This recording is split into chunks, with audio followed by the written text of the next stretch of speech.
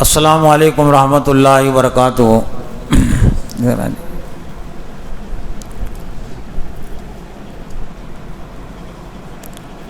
اعوذ باللہ من الشیطان الرجیم، بسم اللہ الرحمن الرحیم۔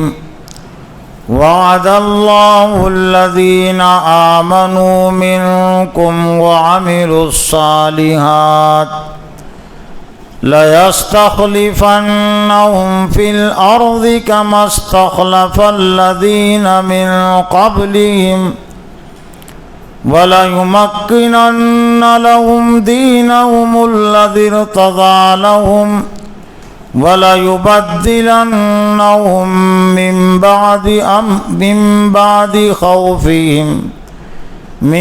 بَعْدِ خَوْفِهِمْ أَمْنًا يعبدونني لا يشركون بي شيئا ومن كفر بعد ذلك فأولئك هم الفاسقون۔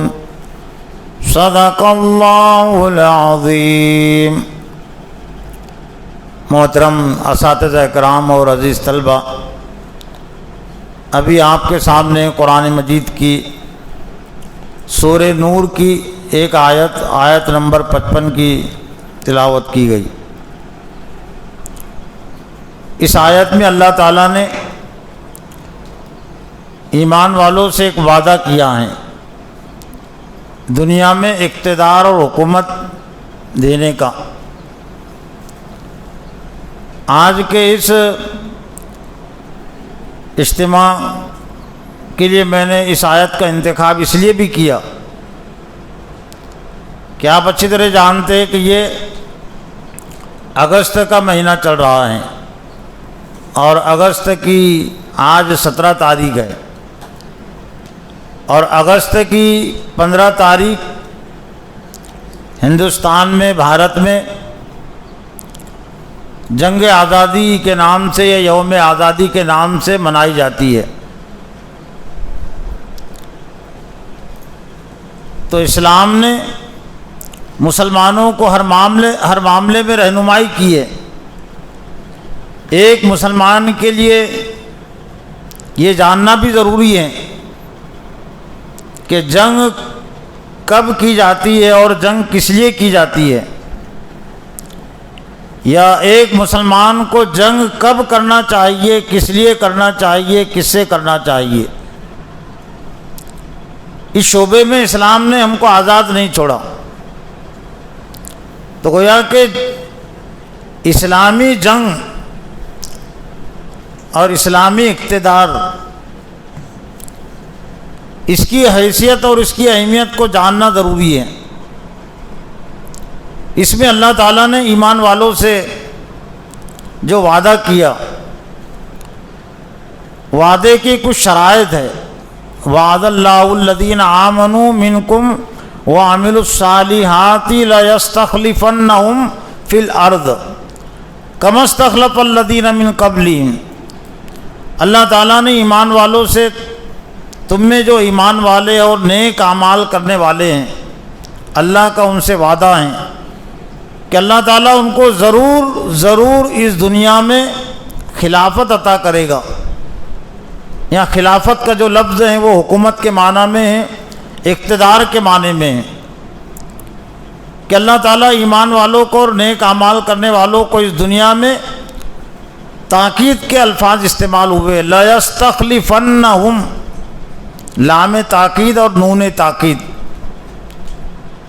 اس میں تاکید کے معنی ہوتے ہیں کہ ضرور اللہ ان کو دنیا میں اقتدار عطا کرے گا۔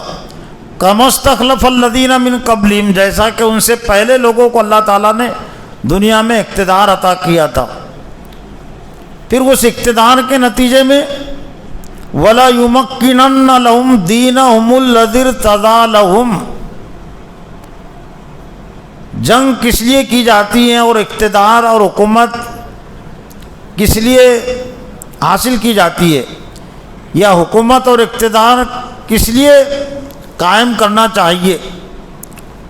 تو ایک طرح سے ان الفاظ کے ذریعے سے وہ مقصد بھی واضح ہو جاتا ہے کہ اسلام میں لڑنا برائے لڑنا نہیں ہے، جنگ برائے جنگ نہیں ہے، اقتدار برائے اقتدار نہیں ہے۔ وہ اقتدار کس لیے ہیں؟ وَلَيُمَكِّنَنَّ لَهُمْ، اور اللہ تعالیٰ ضرور ضرور، یہاں پر بھی تاکید کا انداز ہے، تاکید کے الفاظ، لام تاکید، نون تاکید، یعنی ایک تاکید نہیں، دو تاکید ہے۔ اور اللہ تعالیٰ ضرور ضرور مضبوطی عطا کرے گا۔ یہ تمکن یہ بھی اقتدار کے معنی میں آتا ہے، حکومت کے معنی میں لفظ آتا ہے، مضبوطی اور جماؤ، کہ اپنے آپ کو کسی موقع پر جمع کرنے کے لیے، جمنے کے لیے، ڈٹنے کے لیے طاقت اور قوت کی بھی ضرورت پڑتی ہے، اور اس میں ایک حیثیت یہ حکومت کی بھی ہوتی ہے۔ وَلَيُمَكِّنَنَّ لَهُمْ، اور اللہ تعالیٰ ضرور ضرور ان کو مضبوطی عطا کرے گا۔ دِينَهُمُ الَّذِي ارْتَضَىٰ لَهُمْ، اس دین کو اللہ تعالیٰ مضبوطی عطا کرے گا، اقتدار عطا کرے گا، جس دین سے اللہ تعالیٰ ان کے لیے راضی ہے۔ اور اللہ کون سے دین سے راضی ہیں، اس آیت کو یہاں پر ملانا ضروری ہے۔ قرآن مجید کو سمجھنے کا ایک اہم ذریعہ، پہلا ذریعہ کیا ہے؟ القرآن یفسرہ بعضہ بعضاً، قرآن مجید کا بعض حصہ بعض کی تفسیر کرتا ہے۔ اب وہ دین جس اللہ تعالیٰ نے جس دین کے ساتھ اپنی رضا کا اعلان کیا ہے، اپنی خوشنودی کا اعلان کیا ہے، تو وہ قرآن مجید میں دوسرے مقام پر ہے۔ الیوم اکملت لکم دینکم واتممت علیکم نعمتی ورضیت لکم الاسلام دینا، آج میں نے تمہارے لیے تمہارے دین کو مکمل کر دیا اور تم پر اپنی نعمت مکمل کر دی، ورضیت لکم الاسلام دینا، اور میں تم سے راضی ہوا کہ تمہارے لیے اسلام دین رہے۔ دین یعنی طریقے زندگی، تمہارے لیے طریقے زندگی اسلام رہے، تو اسی اسلام کی طرف اشارہ ہے۔ وَلَيُمَكِّنَنَّ لَهُمْ دِينَهُمُ الَّذِي ارْتَضَىٰ لَهُمْ، اللہ تعالیٰ ان کو اقتدار عطا کرے گا، ان کے دین کو مضبوطی عطا کرے گا، جس دین سے اللہ تعالیٰ راضی ہیں۔ لیکن اللہ جس دین سے راضی ہیں، ہم اس دین سے راضی ہے یا نہیں، یہ اہم چیز ہے۔ اللہ نے ہمارے لیے جو دین پسند کیا یعنی اسلام، تو ایک مومن کی، مسلم کی ذمہ داری ہے کہ وہی دین سے ہم بھی راضی رہے۔ لیکن آج اگر ہم دیکھیں تو ہماری رضا خوشنودی اور خاص طور سے میدان سیاست کے حوالے سے اسلام کے متعلق نہیں ہے۔ اور آج جو بھارت میں، ہندوستان میں ہماری یہ سیاسی درگت ہوئی ہے، خاص طور سے میدان سیاست میں، تو کس وجہ سے ہوئی ہے؟ کہ ہم نے اسلام کو نظر انداز کر دیا، امت مسلمہ نے اسلام کو نظر انداز کر دیا، چھوڑ دیا، تجارت میں بھی چھوڑ دیا۔ لیکن کچھ حد تک تجارت میں لوگ پوچھ لیتے ہیں کہ تجارت میں حلال کیا ہے، حرام کیا ہے، نکاح کے متعلق بھی کچھ پوچھ لیتے ہیں کہ نکاح میں حلال کیا ہے، حرام کیا ہے، لیکن سیاست میں کتنے مسلمان پوچھتے ہیں؟ بے دینوں کو چھوڑیے، نماز پڑھنے والے بھی اور نماز پڑھانے والے بھی نہیں پوچھتے کہ کون سی سیاست حرام ہے اور کون سی سیاست حلال ہے۔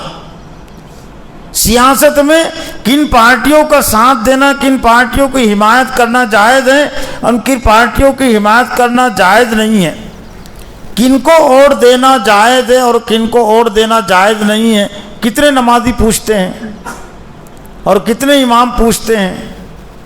پوچھنے تک کی ضرورت محسوس نہیں کی نا، تو کیا اللہ پھر ہم کو باطل پرستوں کے قدموں میں نہیں ڈالے گا؟ اور کیا آج امت مسلمہ اس بھارت میں 20 کروڑ ہونے کے باوجود وہ خس و خاشاک کی طرح نہیں ہے؟ پانی پر جو ڈھاگ رہتا ہے، جس کی کوئی حیثیت نہیں ہوتی، پھیس کی طرح حالت ہو گئی نا۔ قدموں میں پڑے ہوئے، وہ اس وجہ سے کہ جس دین کے ذریعے سے اللہ تعالیٰ امت مسلمہ کو مضبوط کرتا ہے، جماع عطا کرتا ہے، اس طریقے کو امت مسلمہ نے قبول نہیں کیا، نظر انداز کر دیا۔ تو اللہ نے فرمایا کہ وَلَا يُمَكِّنَنَّ لَهُمْ، اور یہ اللہ کا وعدہ ہے جو سچا وعدہ ہے۔ تب گویا کہ امت مسلمہ سیاسی لحاظ سے کمزور ہے، بے بس ہے، تو یقیناً اللہ کی نافرمانی ہوئی ہے، بڑی نافرمانی ہوئی ہے، اور عمومی نافرمانی ہوئی ہے۔ اس لیے احتساب کی آیت بھی ایک طرح سے یہ، اور یہ اگست کے مہینے کی مناسبت سے، یہ یوم آزادی کے نام کی مناسبت سے یوم آزادی ہے، یوم غلامی ہے۔ یوم غلامی زیادہ کہنا بہتر ہے، اس لیے کہ جو آزادی تھی، کم از کم مسلمانوں کے حوالے سے یہ بات صادق آتی ہے کہ وہ آزادی بھی باقی نہیں رہی، زیادہ غلامی آئی ہے۔ دور انگریز میں بھی تھی غلامی، لیکن اتنی بندشیں نہیں تھی اور اتنی بے بسی نہیں تھی۔ یہ بے بسی اور غلامی جو آئی ہے وہ اس وجہ سے آئی ہے کہ جو غلطیاں کی ہیں ہمارے پرانے لوگوں نے، اسلاف نے، تو وہ غلطیوں پر ندامت کرنے کی بجائے، توبہ کرنے کی بجائے اس پر فخر ہے۔ جو قربانیاں انہوں نے باطل کے غلبے کے لیے دی تھی، ایک قومی حکومت اور قومی دین کے لیے جنگ کس لیے کی جاتی ہیں اور کس لیے کرنا چاہیے، حضرت صلی اللہ علیہ وسلم کی ایک حدیث سے جو اللہ کے رسول نے ایک صحابی کے سوال کے جواب میں فرمایا، تو اس سے ہم بخوبی سمجھ سکتے ہیں، اور یہ سب معلوم ہے، علماء کو بھی معلوم ہے، لیکن ان کو معلوم ہے کہ اگر ہم صحیح بات کہیں گے جنگ کے سلسلے میں تو ہم سے باطل پرست ناراض ہو جائیں گے، اس لیے ان کی خوشنودی کے لیے وہ ان قربانیوں پر بھی فخر کرتے ہیں کہ جو قربانیاں افسوس کرنے کے لائق ہے، جو ہلاکتیں، جو شہادتیں نہیں، جو ہلاکتیں ہوئی ہے۔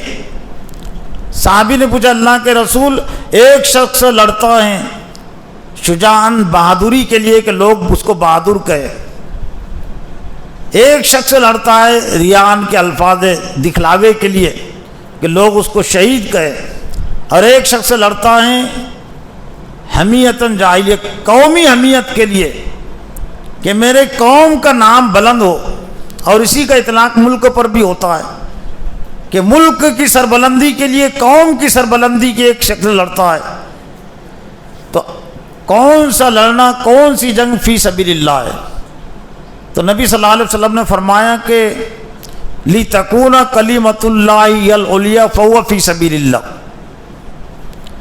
جو اس لیے لڑتا ہے، جنگ کرتا ہے تاکہ اللہ کا کلمہ بلند ہو، اس دنیا میں اسلامی حکومت قائم ہو، اللہ کی حکومت قائم ہو، اور اس کے لیے وہ جنگ کرتا ہے۔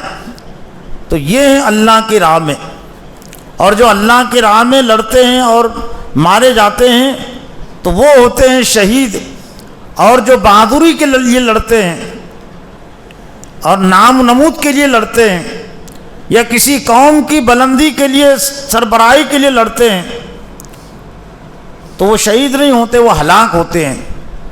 اس دنیا میں بھی ان کے لیے ناکامی ہے اور آخرت میں بھی ناکامی ہے۔ تو اللہ تعالیٰ نے فرمایا کہ اللہ تعالیٰ ضرور ان کے لیے ان کے دین کو مضبوطی عطا کرے گا، جس دین سے اللہ راضی، یعنی اسلام سے۔ تو گویا کہ مسلمان کے نزدیک بھی دین اسلام ہی پسندیدہ ہونا چاہیے۔ وَلَا يُبَدِّلَنَّهُم مِّن بَعْدِ خَوْفِهِمْ أَمْنًا، اولین طور پر اس کے مصداق تھے اللہ کے رسول صحابہ اکرام کہ شروع میں وہ ان کو کوئی مضبوطی نہیں تھی، ان کے پاس طاقت اور قوت نہیں تھی باطل پرستوں کو کمزور کرنے کی، مکہ میں بھی کمزور تھے اور باطل پرست ان کو ڈراتے تھے، گویا کہ امن قائم نہیں تھا، جو ایمان لاتا تھا اس کو مارا جاتا تھا، اس کو سزا دی جاتی تھی۔ تو اللہ نے فرمایا وَلَا يُبَدِّلَنَّهُمْ، یہاں پر بھی تاکید در تاکید کا انداز ہے، لام تاکید نون تاکید، تیسرا لفظ آ گیا یہاں دو تاکید کا کہ لا یستخلفنہم، ہم ضرور کو اقتدار عطا کریں گے، حکومت عطا کریں گے، اور دوسرے ولا یمکنن لہم، اور ان کے دین کو ہم مضبوطی عطا کریں گے، یعنی اسلام کو بحیثیت نظام کی ہم مضبوطی عطا کریں گے، اور ضرور ہم ان کے ڈر کو بدل دیں گے امن سے، ولا یبدلنہم من بعد خوفہم امنا، ضرور ہم ان کے ڈر و خوف کی نفسیات تھی نا، لوگ ڈرتے تھے بہت سارے اسلام قبول کرنے سے، اسلام کا اعلان کرنے سے، لیکن جب اسلام کی حکومت قائم ہوتی ہے تو پھر جو نافرمان ہوتے ان کو ڈرنا پڑتا ہے کہ وہ اگر ظلم کریں گے، شرارت کریں گے تو ان کو چھوڑا نہیں جائیں گا، ان کو سزا دی جائیں گی، تو ضرور ہم ان کے ڈر کو امن سے بدل دیں گے۔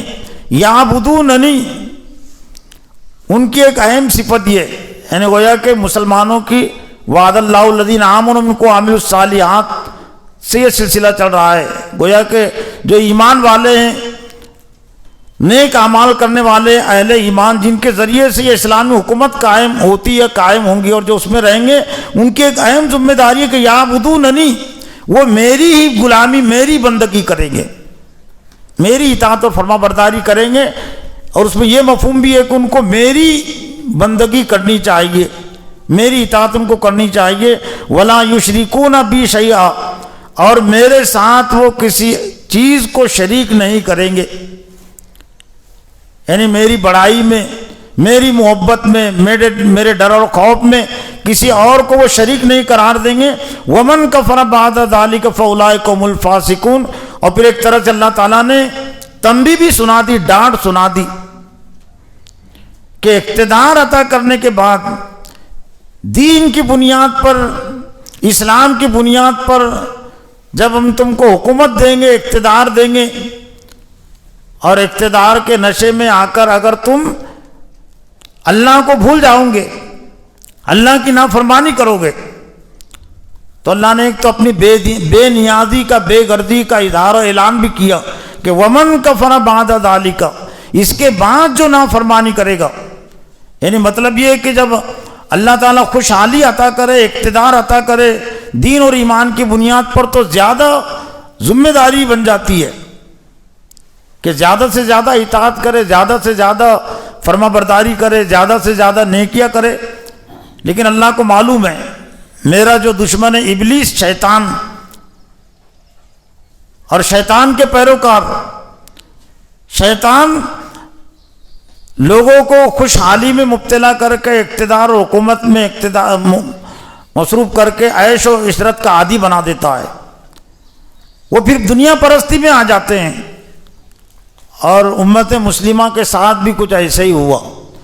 امت مسلمہ کی تاریخ سے بھی کچھ اسی کا اظہار ہوتا ہے، جس کا اللہ نے فرما دیا تھا، ڈانٹ سنا دی تھی کہ جو کوئی اقتدار حکومت پانے کے بعد اللہ کی نافرمانی کرے گا فاولئک هم الفاسقون، یہی لوگ دراصل فاسق ہیں، اللہ کے نافرمان ہیں۔ تو آج کے ان حالات میں، اور یہ جنگ آزادی کے جو پس منظر سے، جنگ آزادی کے حوالے سے، یہ تو وسیع تر عنوان اور موضوع ہیں، لیکن کچھ موٹی موٹی باتیں، اہم باتیں آپ کے ذہنوں میں بھی رہنا چاہیے۔ وہ یہ کہ جنگ آزادی کس لیے ہوئی تھی اور کیسے شروع ہوئی تھی، کیا کیا اس میں سازشیں ہوئی، اور کب تک جنگ آزادی صحیح راستے پر تھی، اور پھر کہاں سے اس میں خرابیاں پیدا ہوئی ہیں۔ اس لیے کہ جب کوئی تحریک چلتی ہے، چاہے وہ تعلیم و تربیت کی تحریک ہو، چاہے پھر وہ دعوت کی تحریک ہو، چاہے پھر اسلام کو غالب کرنے کی تحریک ہو، تو اس میں کچھ سازشیں بھی شامل ہو جاتی ہے، کچھ باطل پرست آدمی باتیں بھی اس میں شامل کر دیتے ہیں۔ اس لیے بہت باریک نظر رکھ کر اہل حق کو دیکھتے رہنا پڑتا ہے، احتساب لینا پڑتا ہے۔ ہندوستان کی آزادی کے تعلق سے بہت ساری غلط فہمیاں ہیں۔ ایک غلط فہمی یہ ہے کہ یہ جو آزادی شروع ہوئی ہے، یہاں پر انگریز حکومت میں تھے اور ان کو یہاں سے نکالنے کے لیے جنگ شروع ہوئی ہے، یہ بھی ایک غلط فہمی ہے۔ صرف انگریزوں کو یہاں سے نکالنے کے لیے جنگ شروع نہیں ہوئی تھی، باضابطہ جو جنگ کا آغاز ہے، شاہ ولی اللہ محدث رحمۃ اللہ علیہ بڑے عالم ہوتے تھے، یہ 1717ویں عیسوی میں سمجھ لیجئے، اور 17ویں عیسوی جب ختم ہونے کے قریب تھی اور 18ویں صدی کا آغاز تھا۔ انگریز یہاں پر کیوں آئے یہ بھی ایک عنوان اور موضوع ہے۔ انگریز یہاں پر خود آئے نہیں تھے، ان کو لایا بھی گیا تھا یہاں۔ وہ یہ کہ مجدد الف ثانی رحمۃ اللہ علیہ کا زمانہ، جہانگیر کی حکومت تھی، 6 بڑے بڑے مغلیہ دور کے حکمراں گزرے ہیں۔ بابر سے اس کا آغاز ہوا ہے، بابر کا بیٹا ہمایوں کا بیٹا اکبر کا بیٹا جہانگیر کا بیٹا شاہجہاں، اور شاہجہاں کے بیٹے اورنگزیب رحمۃ اللہ علیہ۔ تو اکبر اور جہانگیر کے ذریعے سے بہت ساری غیر اسلامی باتیں حکومت کے توسط سے، حکومت کے ذریعے سے مشرکانہ باتیں مسلمانوں میں پھیلائی جا رہی تھی، ہندوستان کے معاشرے میں پھیلائی جا رہی تھی۔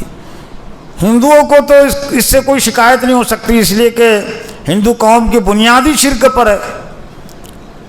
اس لیے بادشاہوں کو سجدہ کرنا، جب پتھروں کو سجدہ کر رہے ہیں، جھاڑوں کو پہاڑوں کو سجدہ کر رہے ہیں، تو بادشاہ کو سجدہ کرنے میں ان کو کیا اعتراض ہو سکتا ہے؟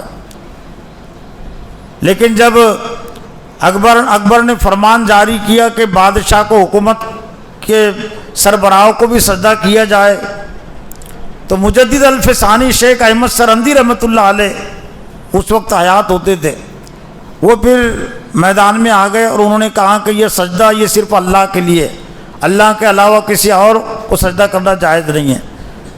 تو جب تک یہ مسلم حکمراں، ایک طرح سے ہم یوں کہہ سکتے ہیں کہ ہندوستان میں ایک بہت ذہین قوم ہے، سازشی قوم، برہمن قوم، اس کے زیر اثر تھے، تو تب تک برہمنوں نے یہ مسلم حکمرانوں کے خلاف کوئی قدم نہیں اٹھایا۔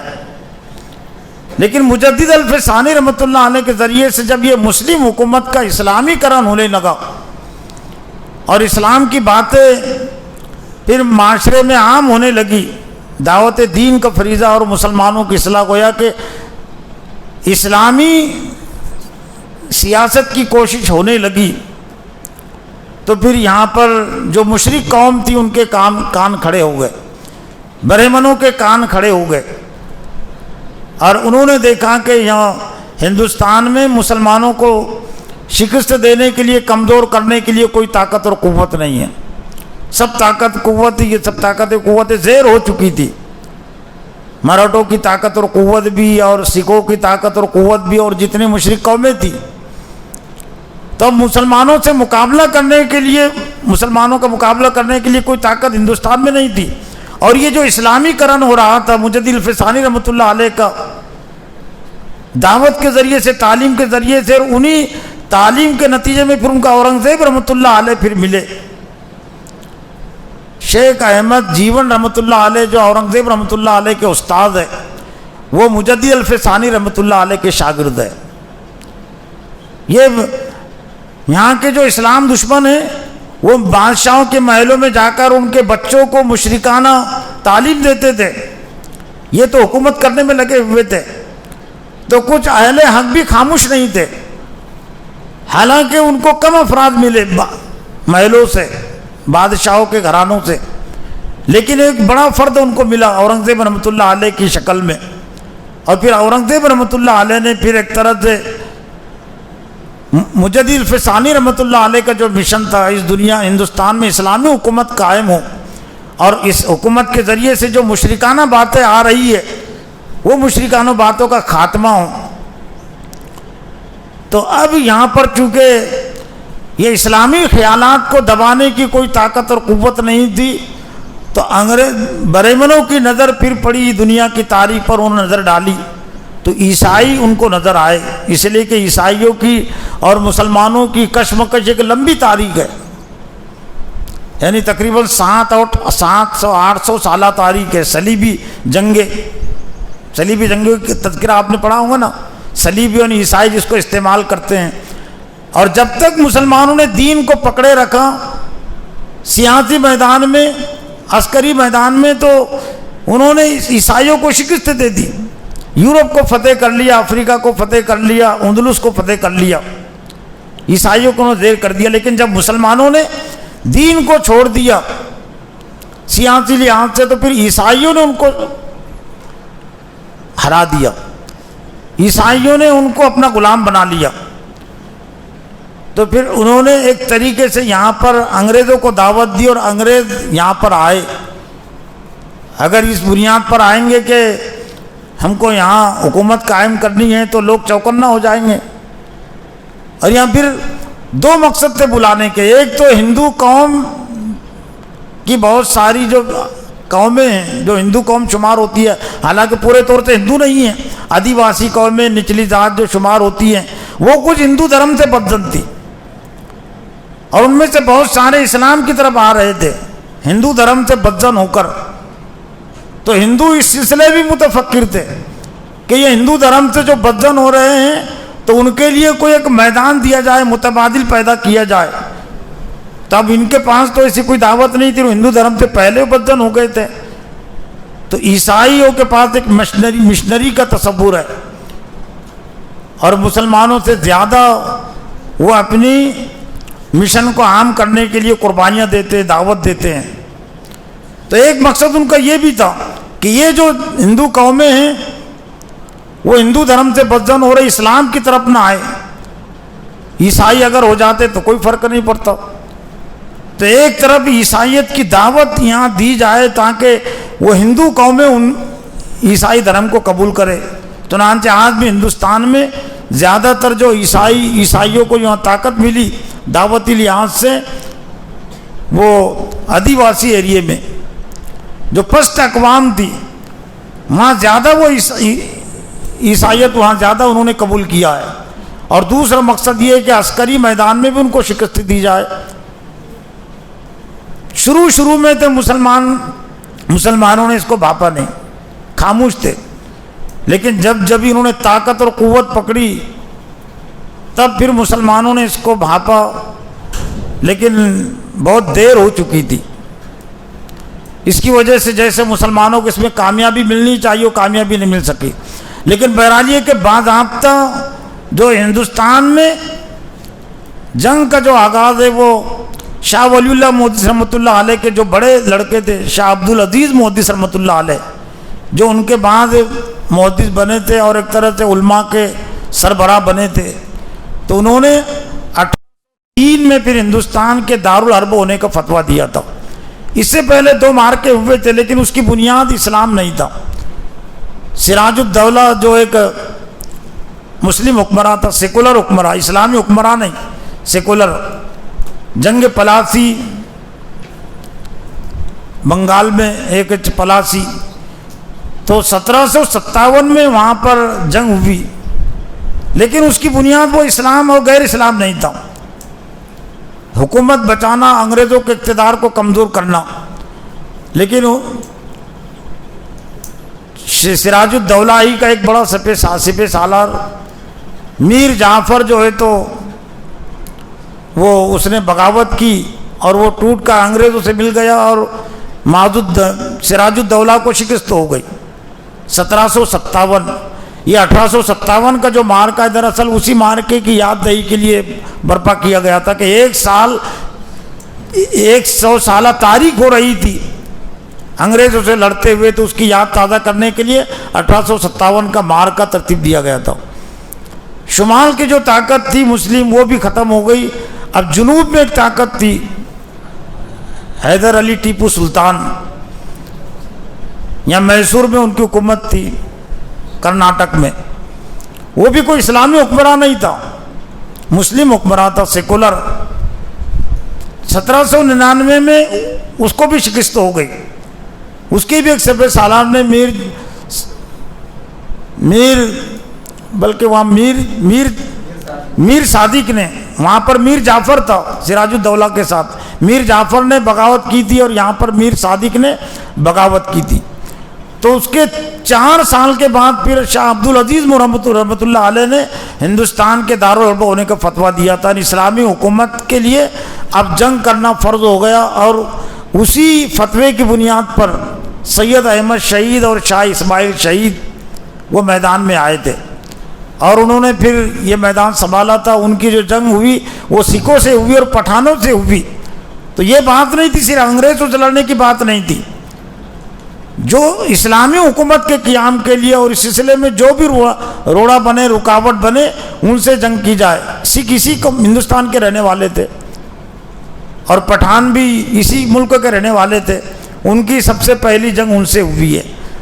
تو 1803 سے لے کر 1831 تک مکمل طور سے یہ جنگ اسلامی حکومت کے قیام کے لیے رہی ہے، جو ایک طرح سے مسلمانوں پر فرض بھی ہے. اس میں کیا کمیاں اور کیا خامیاں تھی، یہ دوسرا عنوان اور موضوع ہے. ان کی شہادت کے بعد پھر ذرا یہ جذبات کمزور پڑ گئے، لیکن 1857 تک بھی مسلمانوں کے پیش نظر لڑنے کا مقصد وہ ہندوستان میں اسلامی حکومت کا قیام تھا. لیکن 1885 میں جب کانگریس پارٹی بنائے انگریزوں نے، کانگریس پارٹی کوئی ہندوستانی شخص نہیں بنایا، نہ کسی ہندو نے نہ کسی مسلمان نے، لارڈ ڈفرن نے بنایا تھا. اور اس لیے بنایا تھا کہ یہاں ہندوؤں کو مضبوط کیا جائے. مسلمان یہاں سیاسی لحاظ سے مضبوط تھے، دینی لحاظ سے بھی مضبوط تھے. تو اس کے پیچھے انہوں نے دلیل دی، گویا کہ جس مقصد کے لیے ان کو یہاں لایا گیا تھا، مسلمانوں کو کمزور کرنے کے لیے، تو جانے کا انہوں نے طے کر لیا تھا، لیکن ہندوؤں کو مضبوط کرنا ان کے پیش نظر تھا اور مسلمانوں کو کمزور کرنا پیش نظر تھا. تو 1880 میں جو کانگریس پارٹی بنی، پھر کانگریس پارٹی کے ماتحتی میں جو کچھ ہوا آزادی کے نام پر، ایک طرح سے وہی ہوا جو انگریز چاہتے تھے. لیکن بدقسمتی سے علماء اکرام نے بھی یہ کانگریس کا ساتھ دیا، اور وہ بھی قومی حکومت کے لیے لڑتے رہے. اور آج بھی وہ جو غیر اسلامی طرز پر جو قربانیاں دی گئی اس پر فخر کرتے، اس پر ناز کرتے ہیں کہ ہم نے اتنی قربانیاں دی، ہم نے اتنی قربانیاں دی. تو کیا اللہ تعالیٰ ظالم ہے کسی کے حق میں؟ اگر وہ قربانیاں اگر اسلام کے لیے دی گئی ہوتی تو کیا اللہ تعالیٰ دنیا میں اس کا ہم کو بدلہ عطا نہیں کرتا؟ ان مع العسر یسرا فإن مع العسر یسرا. بے شک تنگی کے ساتھ آسانی ہے، تنگی کے ساتھ آسانی ہے. اگر یہ قربانیاں اگر اسلام کے لیے دی گئی ہوتی اللہ کی رضا خوشنودی کے تحت، تو اللہ تعالیٰ اس دنیا ہندوستان میں اسلام کو غالب کر دیتا اور نظام کفر کو اللہ تعالیٰ کمزور کر دیتا. لیکن کفر تو اس سے زیادہ مضبوط ہو گیا نا. انگریزوں کے دور میں اتنا یہاں شرک مضبوط نہیں تھا، مشرکانہ تہذیب، مشرکانہ حکومت اتنی مضبوط نہیں تھی، مسلمان مضبوط تھے. لیکن انگریزوں کے یہاں سے جانے کے بعد مسلمان اور زیادہ کمزور ہو گئے. یہ اس بات کی دلیل ہے کہ وہ قربانیاں جو دی گئی وہ اسلام کے لیے نہیں تھی، لیکن اسی پر ناز ہے، اسی پر فخر ہے. اس لیے اللہ تعالیٰ کا غضب اور عذاب ایک طرح سے مسلمانوں پر بھڑکا ہوا ہے. اور پھر یہ غبارے کی ہوا نکال دیتے ہیں آر ایس ایس والے ایک ہی بات میں. یہ جو نعرے، یہ راگ الاپتے رہتے ہیں علماء اکرام اور مسلمان کہ آزادی کے لیے اتنی قربانیاں اتنی قربانیاں. تو یہ بات پہلے بھی غبارہ تھی، آج بھی غبارہ ہے، لیکن اب وہ غبارے کی ہوا بھی نکل گئی کہ ٹھیک ہے تم نے اگر قربانیاں دی ہے. مسلمانوں نے ایک تو تسلیم نہیں کرتے، لیکن تسلیم اگر کرے بھی تو ٹھیک ہے، کچھ مان لیتے ہیں سیکولر قسم کے کہ علماء اکرام کی قربانیاں رہی، مسلمانوں کی قربانیاں رہی انگریزوں کو یہاں سے نکالنے میں. تو پاکستان کے نام سے، بنگلہ دیش کے نام سے دو ان کو مل گئے. یہ 14 اگست کی جو تاریخ ہے وہ پاکستان کے یوم آزادی کے نام سے منائی جاتی.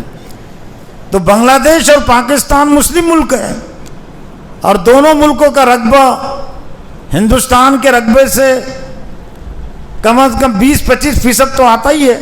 دونوں ملک چھوٹے ہیں لیکن 20-25% کے نسبت تو آتا ہی ہے. مسلمانوں کی آبادی بھی اس وقت 20-25% تھی، تو ان RSS والے کہتے تھے بالکل کہ ٹھیک ہے، تم نے اگر قربانیاں دی تو تم کو تمہارا حق مل گیا نا، پاکستان کے نام سے، بنگلہ دیش کے نام سے. بات ان کی صحیح ہے نا. اور یہ بات ان کے ایسی ہے کہ سیکولر سے سیکولر ہندو بھی دھیان توجہ سے سنتا ہے کہ بات تو بالکل ٹھیک ہے کہ اگر تم نے قربانیاں دی تھی تمہارا حق 20-25% کے رقبے کی صورت میں تم کو مل گیا. ایک نہیں 2 ملک تمہارے ہو گئے. اب ہندوستان میں تمہاری کیا حیثیت، تمہارا حق کہاں باقی رہا؟ تو غلط بات کا نتیجہ غلط ہی نکلنے والا ہے. صاف اور سیدھی بات کہنے کی ضرورت تھی. علماء کرام کو بھی اور مسلمانوں کو یہ کم از کم ان حالات میں کہنے کی ضرورت ہے کہ ہم نے یہ جو قربانیاں دی تھی انگریزوں کو نکالنے کے لیے نہیں دی تھی، اور کسی ملک کی حکومت قائم کرنے کے لیے ہم نے نہیں دی تھی. ہم نے اسلام کو قائم کرنے کے لیے قربانیاں دی تھی. لیکن ان کو معلوم ہے کہ اگر ہم یہ بات کہیں گے تو باطل پرست ناراض ہو جائیں گے، پارٹیاں ناراض ہو جائیں گی، اور دین ہی انہوں نے بعد میں قربانیاں، وہ پیش نظر بھی نہیں تھا. اور یہ کہنے کی بات تھی کہ ہم نے جس مقصد کے لیے قربانیاں دی تھی وہ مقصد پاکستان میں بھی حاصل نہیں ہوا، اس لیے پاکستان بھی سیاسی لحاظ سے ناکام ملک ہے، ذلت اور رسوائی میں مبتلا ہے. بنگلہ دیش بھی سیاسی لحاظ سے ناکام ملک ہے، ذلت اور رسوائی میں مبتلا ہے. کیوں کہہ سکتے تھے ہم جو مقصد کے لیے قربانیاں دی تھی وہ پاکستانی مسلمانوں پاکستان میں بھی پوری نہیں ہو سکی، اس لیے کہ بعد میں اس میں غیر اسلامی اثرات آ گئے تھے. مسلم لیگ کی سرپرستی میں، کانگریس کی سرپرستی میں جو کچھ آزادی کی تحریک چلی وہ انگریزوں کے اشارے پر چلی ہے، مسلمانوں کو کمزور کرنے کے لیے چلی ہے. تو وہ مقصد نہ پاکستان میں حاصل ہوا، نہ بنگلہ دیش میں، اور نہ ہندوستان میں حاصل ہوا. یہ بات اگر کہیں گے تو کم از کم کچھ ساکھ باقی رہ جائیں گی، کچھ عزت باقی رہ جائیں گی، یا کم از کم یہ جھوٹ بولنے کی وجہ سے اللہ کا غضب ہم پر جو بھڑکا ہوا ہے وہ اللہ کا غضب کچھ کم ہوگا. اس لیے کہ اسلام میں اگر کوئی غلطی کرے، کوئی گناہ کرے اور اس پر اڑے رہے تو اس کی سزا زیادہ ملتی ہے. لیکن اگر توبہ کرے، استغفار کرے تو اللہ تعالیٰ غلطی کو، گناہ کو معاف بھی کر دیتا ہے. تو ان حالات میں ہمارے لیے یہ کہنے کی بھی ضرورت ہے کہ اسلام میں اگر جنگ کا مقصد ہے بھی، جنگ کی اجازت ہے بھی، تو وہ دین اسلام کو قائم کرنے کے لیے، صرف وطن کے لیے، اپنی جان کو بچانے کے لیے، اپنی سربلندی کے لیے، قوم کی سربلندی کے لیے، ملک کی سربلندی کے لیے اسلام میں جنگ نہیں ہے. اللہ اکبر کے پیغام کو عام کرنے کے لیے. اللہ اکبر کا مطلب اللہ کا حکم سب سے بڑا ہے. اور دنیا میں جب بھی مسلمانوں نے اللہ اکبر کی بنیاد پر جنگ کی ہے، یعنی اللہ کی بڑائی کی خاطر، اپنی بڑائی کے لیے نہیں، اللہ کی بڑائی کی خاطر، اسلام کی سربلندی کے لیے، تو اس کے نتیجے میں اللہ تعالیٰ نے مسلمانوں کو بھی محفوظ کیا ہے، ان کی جانیں بھی محفوظ ہوئی ہے اور ان کا مال بھی محفوظ ہوا ہے. لیکن آج بھارت میں، ہندوستان میں نہ مسلمانوں کی جانیں محفوظ ہے نہ مال محفوظ ہے. اس لیے کہ جو بعد میں قربانیاں دی گئی 1885 کے بعد، تو وہ اسلام کے لیے نہیں دی گئی، وہ غیر اسلام کے لیے دی گئی ہے. تو یہ چند باتیں میں نے اس موقع سے کوئی میری اپنی تذکیر، آپ کی تذکیر توجہ کے لیے رکھی. اللہ تعالیٰ سے دعا ہے کہ اللہ تعالیٰ مجھے بھی اور آپ کو بھی اسلام میں جنگ کی جو اجازت ہے، جنگ کا جو مقصد ہے، اس کو سمجھنے اور اس مقصد سے اپنے آپ کو جڑنے، امت کو جوڑنے کی توفیق عطا فرمائے. وآخر دعوانا ان الحمد للہ رب العالمین.